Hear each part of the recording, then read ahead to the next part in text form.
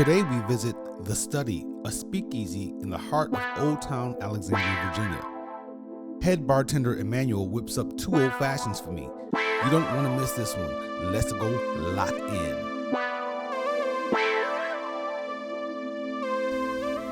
For the novelty.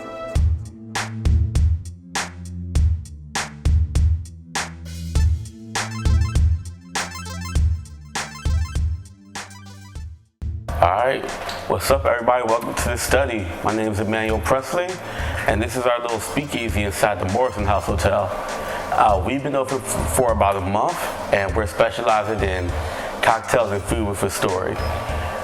Today, you're going to get to see my signature riff from the Old Fashioned, my New World, and an upcoming sneak peek of my Take Me Out to the Ball Game, an ode to baseball, America, and peanuts and Cracker Jacks. The first one I'm going to make is the one that's on the menu. It's called the New World. This is my take on the Old Fashioned.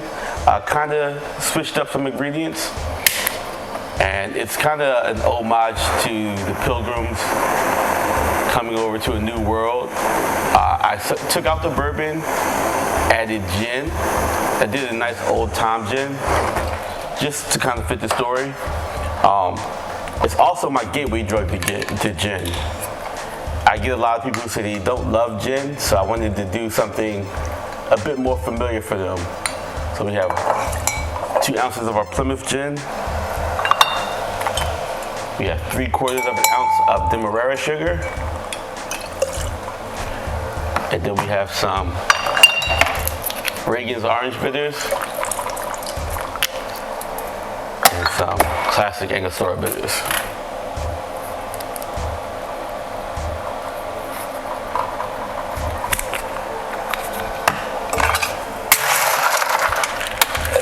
I love this cocktail because if I didn't tell you there was gin in it, you would not know there was gin in it.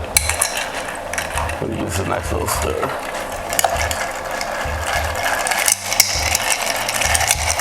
And you want to let that sit for a second.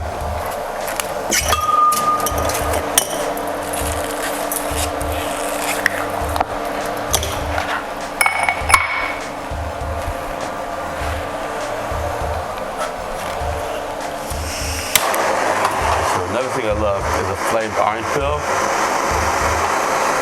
Get all those oils nice and toasted.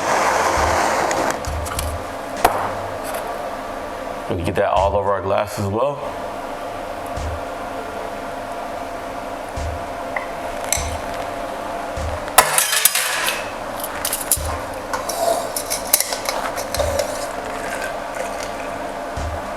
And then you have one of the easiest drinking gin cocktails you ever have.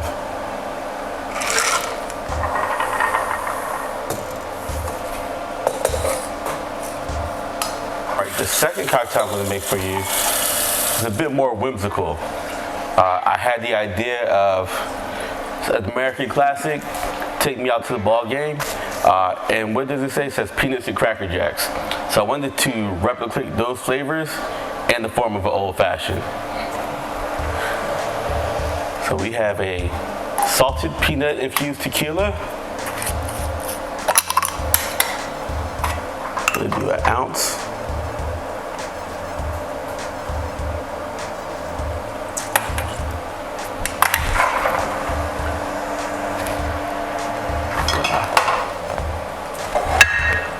Here we go. We have our rye whiskey. Another ounce. I'm going to do 3/4 of an ounce of orgeat. It's an almond sugar. We're going to do a 1/2 ounce of honey.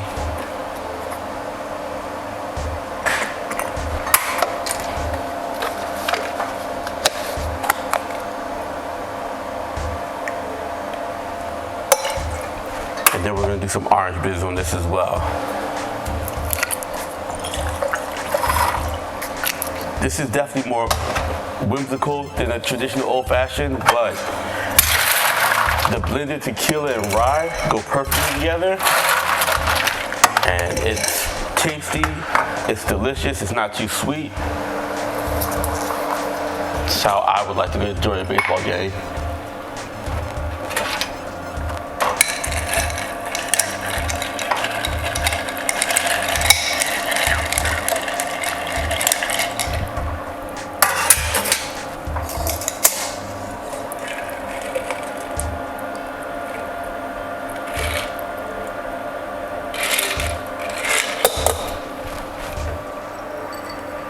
with a little fresh grated peanut.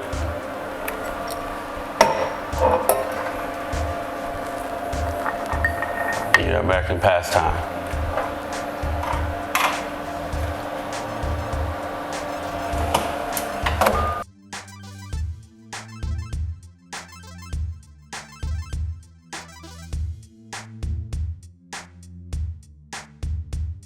Alright, here we go, man.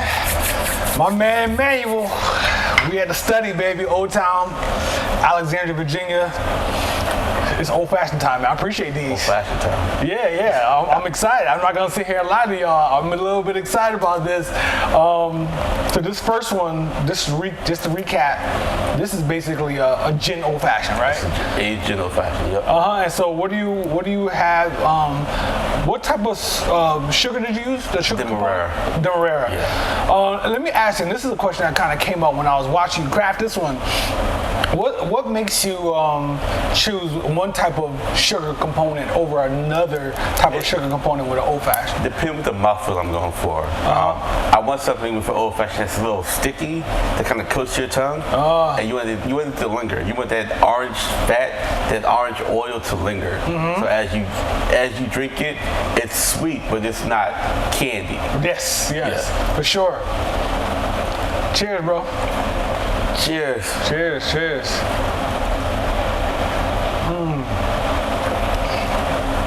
So what I like about this one is that if I don't tell you it's gin, you would not think it's a gin cocktail. No. Listen, man. It's a nice trick.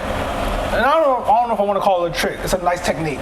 The burned orange, when you put this up to drink it, you get that. You get the aroma. You get some, like, that's why it's one of my favorites. It's and I'll do this to bartenders. Like, I'll have bartenders sit here and they'll ask for old fashioned. I'll make them this and they'll be like, best old fashioned I had. Man, this is fantastic. Thank you. I make gin old fashioned at home. They don't taste like this. But that orange, the burned orange peel. Like you're inhaling it through your nose as you. It just shows you how important the garnish is on the cocktail. How important the garnish can be on a cocktail, right? Some garnishes are just for show. This is an active garnish in this cocktail. Every garnish gotta have a purpose. Yeah. They have to be pretty, but they also have to have a purpose. Okay, all right. So even in addition to some cocktails, you just want to put something on there.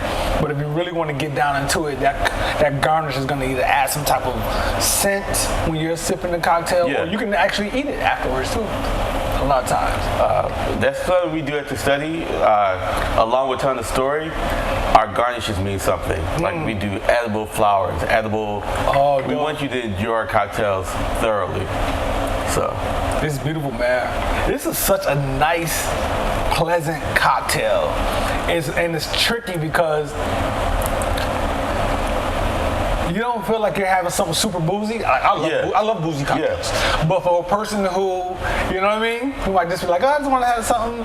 Well, that's what the old fashioned is. It's boozy, but old fashioned is like, it shouldn't be harsh. It shouldn't be a shot. It should be a complex cocktail with layers of sweetness, booziness, and with the gin you get herbal too. Yes.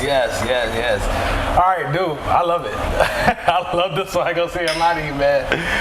This next one, dude. This is crazy, y'all. I'm a bit whimsical as well, so I have a whimsical side.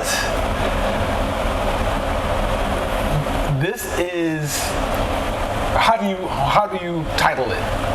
So I'm calling it the American Pastime. The theme being peanuts and Cracker Jacks. Yes. I really wanted to do something different, and I've not seen a lot of the cocktails incorporate peanuts in a cool way. So I wanted to have layers of peanuts, and peanuts be the garnish. And then I thought about Cracker Jacks. I wanted those caramel notes, those vanilla notes. That pop you get from Cracker Jacks. So that's the crumbled peanuts. So this is essentially just correct me if I'm wrong, a salted peanut tequila old fashioned. Yes. Right? Yes. What are we doing here? Oh man. Yeah, it smells like peanut butter on top. So when you think about peanut butter and spirits, a lot of people think about that peanut butter whiskey that came out some years ago. But we're talking about a tequila here. And then you had did you have another spirit component in this one? Rye whiskey. Rye whiskey. Yeah. Just a half an ounce. Equal parts tequila and rye whiskey. Oh, okay. Yeah. All right, man. And it's cloudy like a peanut butter. Like, you ever get that organic peanut butter at the grocery store and it has the liquid on top? You have to stir it in. You gotta stir it in. All right, man. Cheers once again, man. Cheers to the establishment for sure. So what I like about this one is it's completely different. Man. This is it's more out there. It's not something you would sit down and be like, hey, let me get that salted peanut tequila drink. It's just something that you see, you try, and it's an experience. No, I will come here and order this for sure. I mean, this is not on the menu yet, right? No, that's gonna be on the next menu. Yeah, like I'm not necessarily gonna sit here and drink these all night. Yeah. But I'm ordering this. This is hold up. So right now our menu is themed around discovery. Our next menu is going to be themed around celebration. And baseball is my favorite sport. I can't taste either spirit. That's crazy. Different, right? That is well done, bro. Well done. It's cloudy. It looks completely Be careful. different. There are about 3 ounces of alcohol in there. Oh, yeah, you know, this is what I do, man. This is whiskey and cakes. This is what I do. This is what I'm here for. I mean, I'm not leaving here with these glasses filled with spirits, so. Oh, we got more spirits. Man, so you went specifically with the salted peanuts. Why was that? Because I wanted that bite. Because again, peanuts and Cracker Jacks. I think of like extra salty peanut vendors, just peanuts full of salt, and then that sweet, almost molassesy taste you get from Cracker Jack. This shit is crazy, son. That is amazing, man. Easy drinking. I'm eating peanuts as I'm drinking the cocktail because there's peanuts on top of the glass. On top of the cube. But some of them are floating in the cocktail, and it's not a annoying thing at all. Yeah. So I'm munching because I like peanuts, and I'm munching on peanuts as I drink the cocktail. So this is literally food and drink. It's still salty in the cocktail. The peanuts are still salty. They're not washed peanuts. You know what I mean? So yeah, this is It's not too. This is the tequila itself. It's been infusing for about 3 days. Oh, okay. Yeah. You use a non-aged in barrel tequila. I do. I use a Blanco tequila. Blanco. So I couldn't think of the term. As much flavor from the peanuts as possible. Yeah. To not interfere with that. I understand that. So as you can, let me show you as the concoction by itself. It gets so much character from the peanuts. Like, you think the color is from everything else, but the color itself. It's from the peanuts. Yeah. Oh yeah. So that's just the tequila, the salted peanut infused tequila right there, and it's it changes color just from that. Yeah. So that's it right there. That's the color. That's the color right there. The rye adds a little bit, you know what I'm saying? The rye adds a little bit, but yeah. But it blends right in there. It doesn't turn it to like a traditional Old Fashioned color. That's the thing. I didn't want you to do a traditional Old Fashioned, but I still wanted you to have that boozy, sweet concoction. Oh, the shit is so good, son. The sweetness is there. The salty thing is there. You know what I mean? And what kind of sugar component did you use in this one? So I use an orgeat. I make my own orgeat. I steep almonds down and I cook them down with brown sugar. Oh, okay. So they have a nice body to them. Yeah. And I like that. I like sweet, but I don't want it to be heavy. I know. I don't want it to be like candy or something. Yeah, I don't want it to be clawing. So I'm impressed, man. I'm impressed. Thank I'm you. impressed. Thank you. I'm impressed. This thing right here. I didn't bring you out here for nothing. Listen, we had to study. Old Town, Alexandria, Virginia. Watch the beginning of this video. Go back and watch the beginning of this video again. You will miss this place. If you don't know where it is, We're in the cut. They're in the cut. The place itself is kind of like a speakeasy. What is this? Is this a hotel? It's a hotel. The Morrison's a hotel, We're in right? the hotel speakeasy.